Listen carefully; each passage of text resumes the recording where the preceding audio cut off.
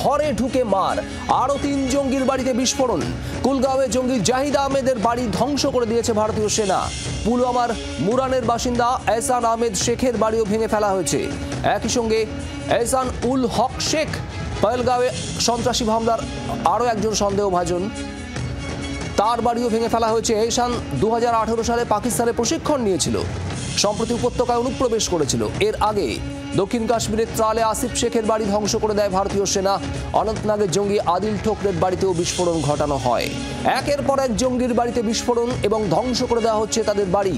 এই নিয়ে 5 জঙ্গির বাড়িতে বিস্ফোরণ ঘটানো হলো এবং তছনছ করে দেওয়া হলো তাদের বাড়ি। কথা বলবো এই নিয়েই রাজীব চক্রবর্তী আমাদের প্রতিনিধি রয়েছেন নয়াদিল্লি থেকে সরাসরি, আর একই সঙ্গে আমাদের সঙ্গে রয়েছেন অবসরপ্রাপ্ত সেনাকর্তা কর্নেল রাজেন্দ্র ভাদুরী এবং অবসরপ্রাপ্ত সেনাকর্তা ব্রিগেডিয়ার প্রবীর সান্যাল। আপনাদের জি 24 ঘন্টায় স্বাগত। আমি রাজীবের কাছে সবার আগে যাব। রাজীব, ঠিক কি চলছে এই মুহূর্তে? পর 5 জঙ্গির বাড়ি, আমরা গতকাল দেখেছিলাম 2 জন, আসিফ শেখ, আদিল ঠোকরে, এবং তারপর আজ আরো 3 জঙ্গির বাড়ি একেবারে ভেঙে গুড়িয়ে দেওয়া হলো।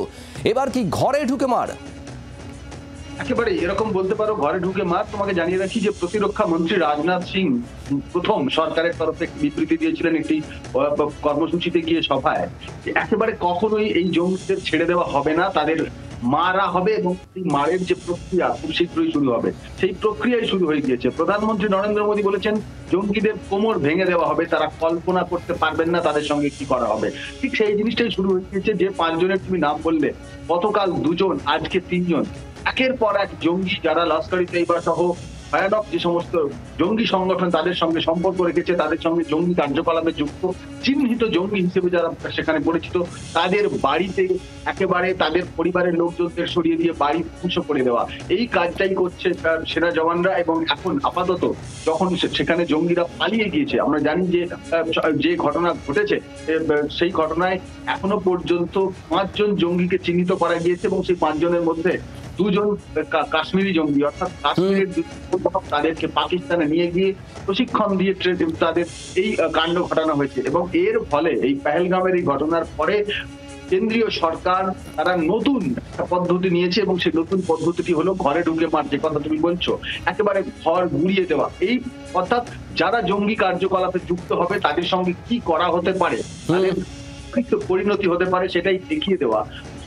জম্মু এবং কাশ্মীরে এই যেভাবে স্থানীয় যুবকদের ফুসলিয়ে জঙ্গি কার্যকলাপে যুক্ত করা হয়, তাদের সেই জায়গাটাতে একেবারে শিকড়ে গিয়ে আঘাত করার কারণেই, শিকড়টাকে নষ্ট করার কারণেই আজকে কিন্তু এই পদ্ধতি নেওয়া হয়েছে। এবং যেমনটা বললে যে একেবারে কুলগামে আজিদ আহমেদের বাড়ি আজকে ধ্বংস করে দেওয়া হয়েছে এবং সেখানে তোমার এহসান আহমেদ শেখ লস্কর-ই-তৈয়বার জঙ্গি, তার বাড়িতেও কিন্তু ধ্বংস করা হয়েছে। অর্থাৎ একের পর এক যদি তুমি দেখো, সেখানে দেখা যাবে যে জঙ্গি হিসেবে যারা চিহ্নিত এবং যারা একেবারে সন্দেহভাজন, শুধুমাত্র চিহ্নিত নয় রাজীব, একেবারে পহেলগাঁওয়ে যারা উপস্থিত ছিল সেই 2 জনই শুধু নয়, যারাই সন্দেহভাজন তাদেরকেও কিন্তু কোথাও ছাড় দেওয়া হচ্ছে না।